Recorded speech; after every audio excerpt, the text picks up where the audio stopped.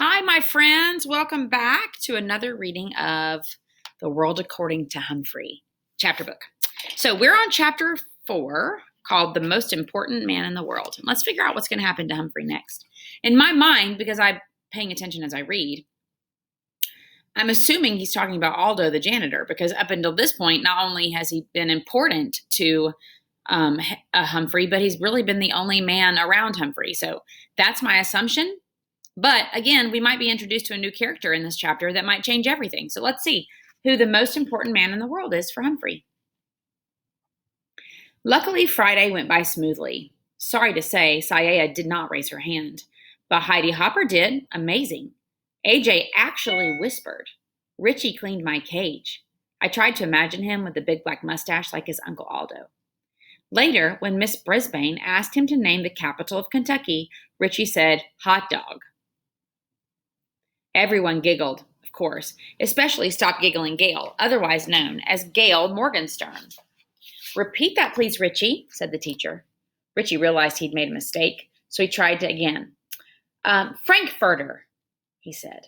More giggles, explosive giggles. Try again, Richie, said Mrs. Brisbane, who was on the verge of smiling herself.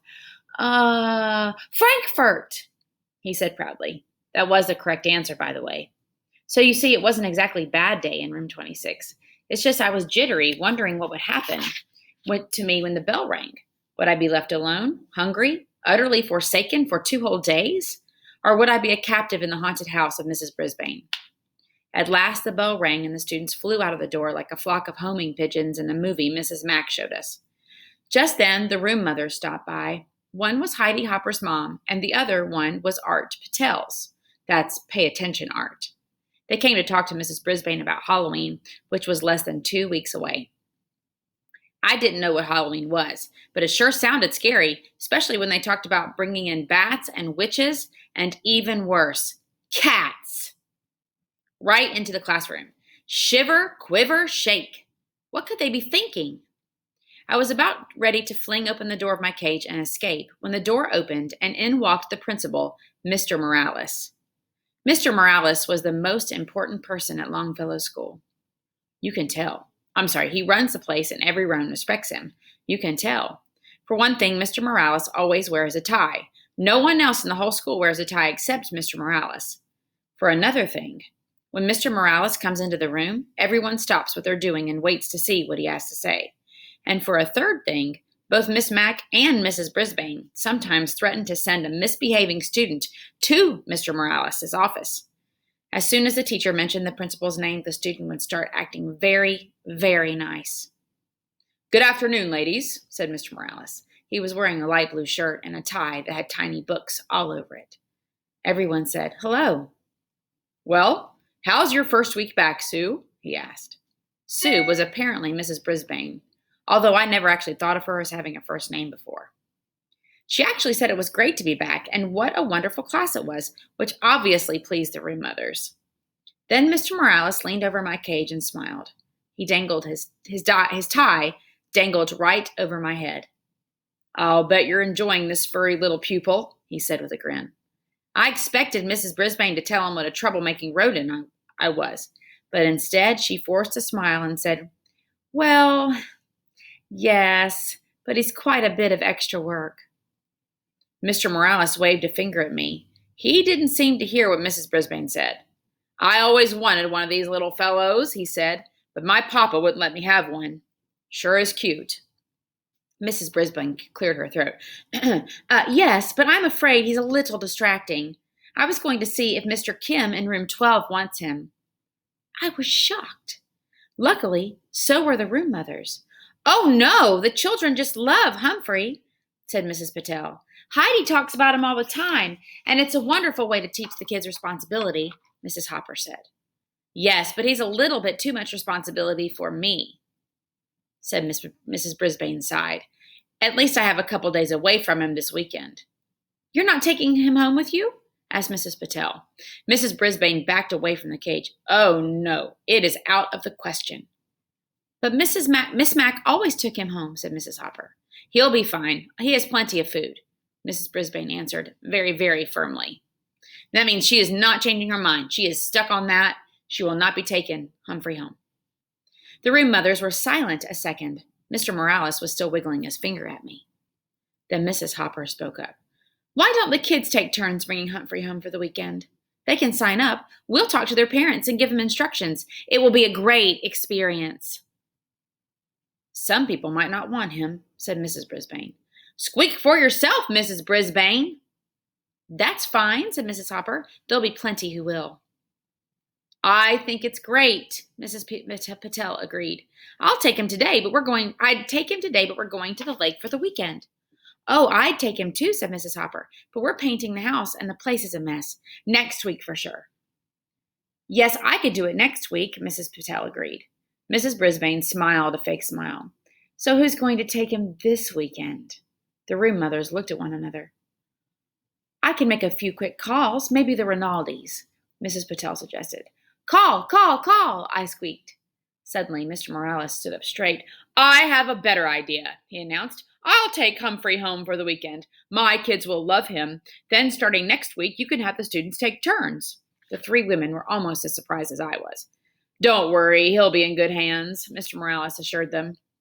Well, I guess I would be. After all, I was going home with the most important person at Longfellow's school.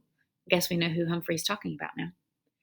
As he drove me to his house, Mr. Morales told me how he'd always wanted a hamster when he was a kid, but his dad always said they didn't need another mouth to feed. "I argued with him, Humphrey. I said, 'Papa, I will feed him off my own plate.' Then Papa said we'd have to buy the cage and stuff to put in it. I guess he was right, Humphrey. We couldn't afford it." He smiled a big smile. "But not anymore. Now I'm the principal of my own school." I told you he was important. His house was nice, but I didn't get to see much of it because as soon as we came in the door, two little whirlwinds tumbled into the room, shrieking and squealing. "Quiet down now, you'll frighten the little fellow," Mr. Morales told them. He got that right. He introduced us. The little boy, who was about 5, was named Willie. He kept poking his fingers through the wires of the cage. I was about to bite him, pure instinct. But then I remembered, this is the son of the most important person at Longfellow School, so I didn't. The little girl, who was about 7, was named Brenda. She kept sticking her face up against the cage and squealing. I tried squealing back at her, but I don't think she could hear me. Mr. Morales tried to quiet them down. He explained that I was a guest for the weekend, and they had to treat me with respect. They didn't listen. A pretty lady rushed through the room, jingling her car keys. "I'm late. I have a house to show." She glanced in my direction. "We'll talk about that later. Adios." Mr. Morales wished her luck, and she was gone. Then he carried me into the den with Willie and Brenda clinging to his legs and yelping. My cage was swinging back and forth so much I was getting airsick or cage sick. Mr. Morales set my cage on a table in their family room. "Now, get back and listen to me," he told his children. "I'll tell you all about him." "Can we take him out?" screamed Willie. "Can we put him in my room?" shouted Brenda. "Can he sleep with me tonight?" "We can't do anything until you settle down," Mr. Morales said. Bravo, Mr. Morales, I thought. But still the children didn't listen. The most important person at the Longfellow School was not treated with respect in his own house. Willie lurched forward and swung open the cage door. "Oh, there's poo in there!" he screamed. Where?" shrieked Brenda. Willie pointed to my potty corner, which I thought was unspeakably rude of him. "I want to hold him," said Brenda, grabbing me. She squeezed so hard I let out a squeal. "Stop," said Mr. Morales. "Put him back right now." She opened her hand and dropped me onto the floor of my cage. Luckily, I landed on a soft pile of bedding. Luckily, I didn't land in my poo. I was a little dizzy, but I heard Mr. Morales send Willie and Brenda to their rooms. "I will not allow you to mistreat an animal. Upstairs. Doors shut. No playing until I say you can," he said. Suddenly, Mr. Morales didn't look so important. He slumped down in the chair next to my cage and loosened his tie. "Now you listen to my secret, Humphrey. At school, everybody listens to me. At home, nobody listens to me," he said. I can make a connection to that. At school, everybody listens. At home, no. Mr. Morales looked tired. Above our heads came the sounds of thumping and bumping. It sounded as if the ceiling was about to fall in. "They're bouncing on their beds, Humphrey. Not supposed to do that either," he said. He slowly rose and went to the stairway in the hall. Willie? Brenda! Stop that now, he said. Surprisingly, the thumping and bumping stopped. They listened, I squeaked when the principal sat down again, but the thumping and bumping began again in a minute. I wish I knew what to do, he said. Some way to teach them a lesson. I nodded. A lesson's just what those children needed, and I was just the hamster to teach them.